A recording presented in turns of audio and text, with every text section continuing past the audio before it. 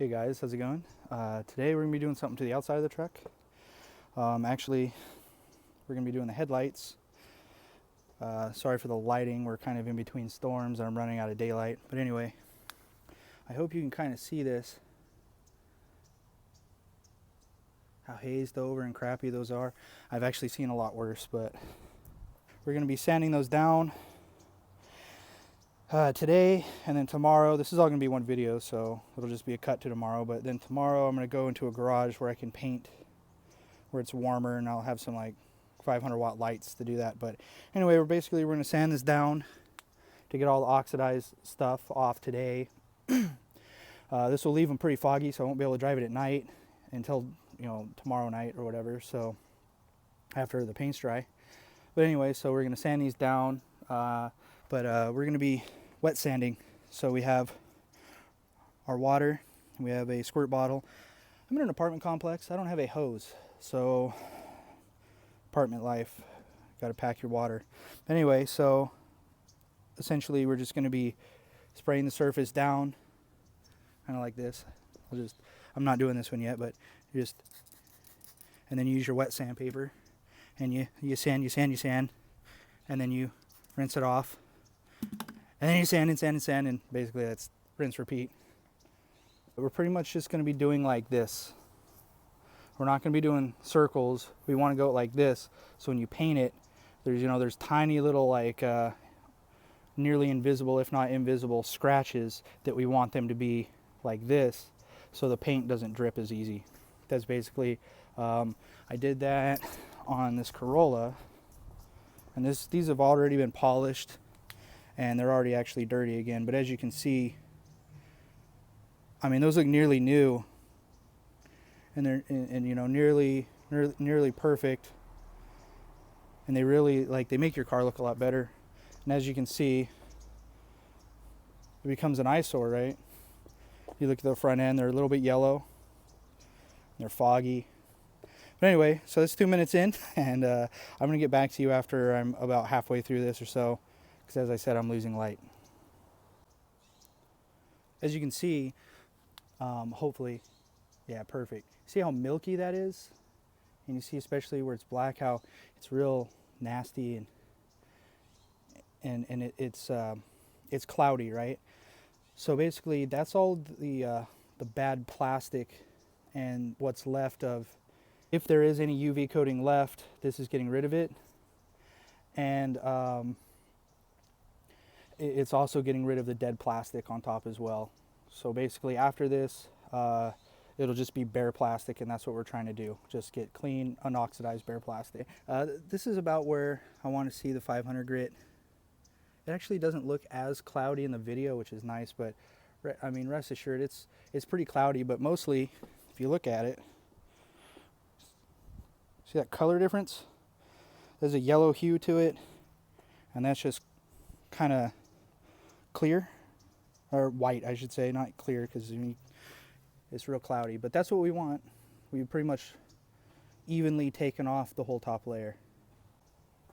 One quick thing I'm going to try and show here, and hopefully this works, is you see how instead of it being cloudy, it's looks like little mini dots. You're going to probably want it on 1080p just for this section. You know, we live in the third world of internet here, especially in Central California, so just buffer this if it will. But you see the little dots. It's not milky. Sorry, I'm trying my hardest to do this. You see, even down there, there's little dots, right? But anyway, that's what we want. So that's basically taking chunks of clean plastic off. So once you hit that, you really don't want to sand much more than that. And I'm just going to continue with 1200 and until this one's pretty easy, or even rather. And so that shouldn't take too long. Normally what you're going to want to do as well is you're going to want to mask off all around here. This is for a Tacoma, but it applies to everything. Because basically, if your sandpaper hits this, like that, all this is going to get buffed out. And if you are someone who likes chrome, which I'm not, then you're going to want to protect that. Now, I'm going to end up plastic dipping this black in a later video, and I'm going to film that as well. So that and laziness is making me not do this. But I mean, I've sanded quite a bit before, and I'm not going to pretend like I'm good at it. I'm not going to pretend like I should actually be trying to utilize a skill set like this and not, you know, buff out half my chrome. But here we are, we're finished with 12. And it's still a little wet. I mean, we're in winter, so I mean, and we're losing light fast now. So as you can see, it's even. All the scratches are even, and that's what we want. You want it to be foggy and crappy looking, but you want it to be foggy and crappy looking and white in color. You don't want that yellow. See the yellow? That's going to be perfect for the paint to adhere to. So now we're gonna start on this side. So I'm finishing up the passenger side, and one thing I want to mention that I don't think I have yet is that when you switch from your lower grit sandpaper, which will be lower meaning like 500 in this case, and you're going to go to your 1200, and then if you're going to do paint or something, and you wouldn't be using 500, but you know, if you're doing paint or something and you're going from like 1200 to 1500 or 1500 to 2000, you're going to want to wash the entire surface so that any of the little plastic chunks are washed away, because you got to remember the plastic is the same hardness as plastic that you're taking off. So what will happen is the plastic that's taken off and still on the surface will scratch to that size. So even though you're using 1200, you're going to have chunks of plastic that are roughly the same grit as a sandpaper. So you'd essentially be sanding it with 1200 sandpaper and 500, you know, media on it or what have you. So you're definitely going to want to clean the whole thing off, then begin with your higher grit sandpaper. Okay, so here's a wrap up to day one for me. However many minutes this video is too. That actually looks, oh, my light's on now. Nice. Fancy iPhones. Okay, so that is going to look completely and totally different than anything you've seen before, because my light's now on. Not the car light, the camera light, see? Anyways, so now that it looks totally different, let's try to, okay, you see it's still wet, but basically we have even scratches. They're all, I don't know what you'd call that, horizontal. There we go. And that looks really freaking yellow, but I'm pretty sure that's just the LED in the phone, because it doesn't look that yellow. As you can see, I actually could have sanded a little bit better in here, but right in here, you see how it's kind of dotted. I might have to come back when I have more light and redo that, or get it better. But anyway, in the center where I was able to, you'll see that's just what you're after right here. You want it to be all like that and real hazy. Hazy's good. And if you're worried, ooh, or you could focus. There it is. Nice. Okay, so again, it's the end of day one. Day two to commence when it's not dusk outside. That looks a lot lighter than it actually is. Until then. Hey guys, how's it going? I'm gonna try and speak up. I don't have my my headset on, so I don't have a mic. So hopefully you can hear this. The sirens and crap. So anyways, here we are. This is how I would mask it off when I was sanding, by the way, if you don't want to mess anything up.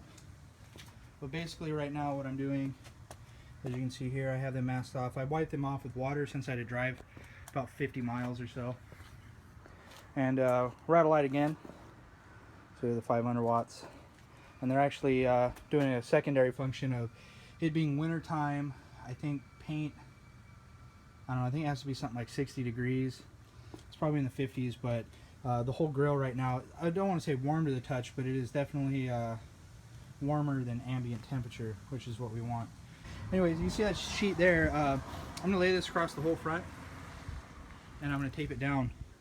And then I'm going to come back with scissors, I'm going to cut around, and then I'm going to, you know, with kind of a gap, and I'm going to tape around So then they're masked around here, and then they're masked again around for the sheet of plastic.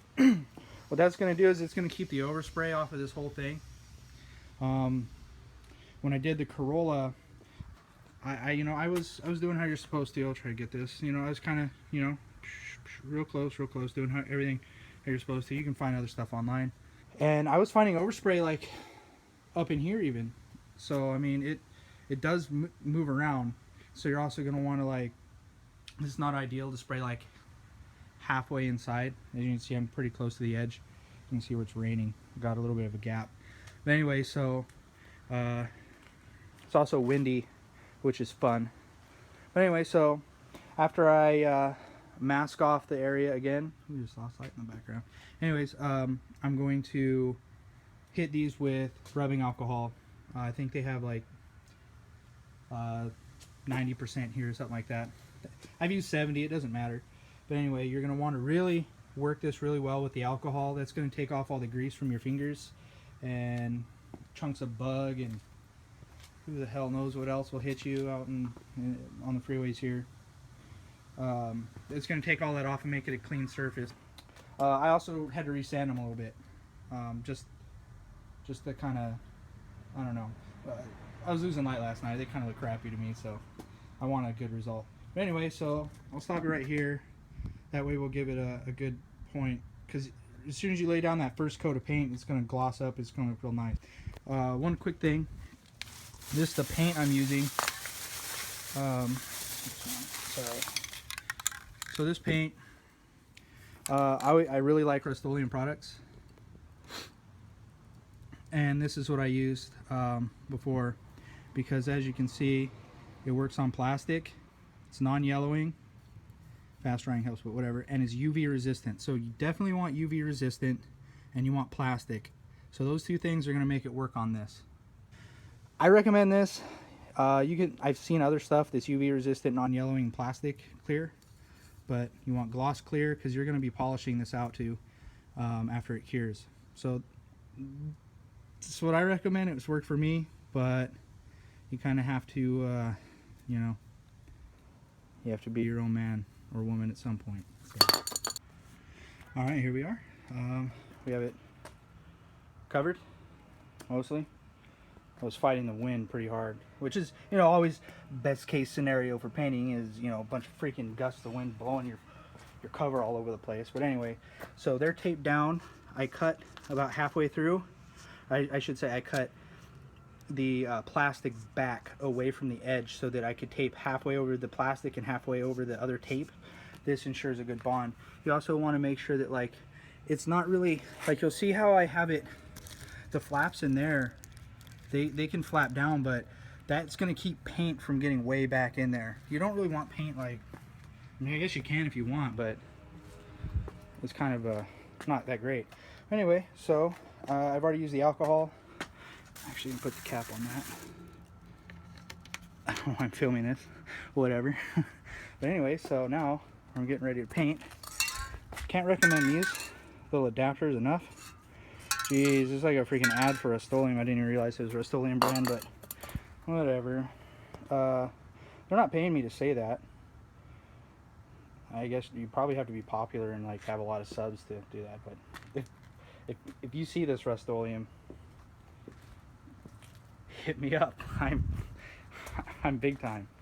But anyway, so basically you want to read the instructions, and then you just want to make sure you kind of, the first coat, just dust it, just a little bit.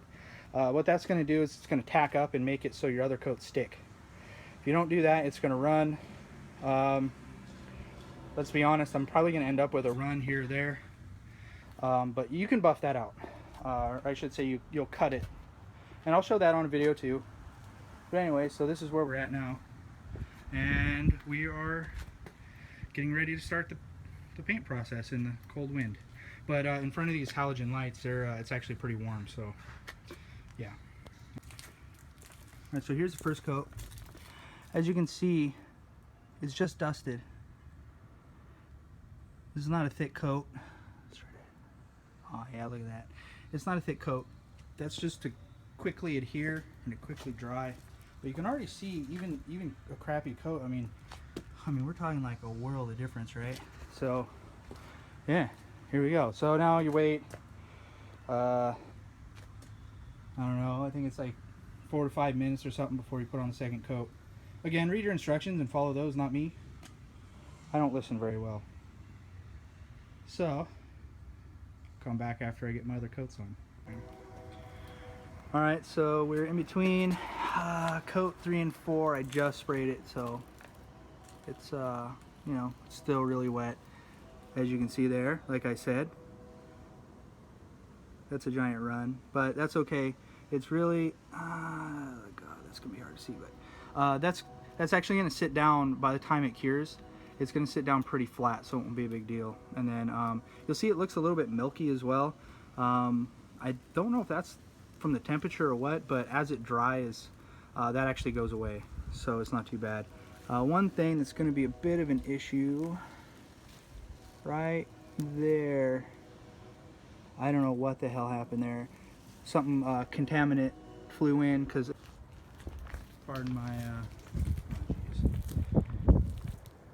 it already looks way better.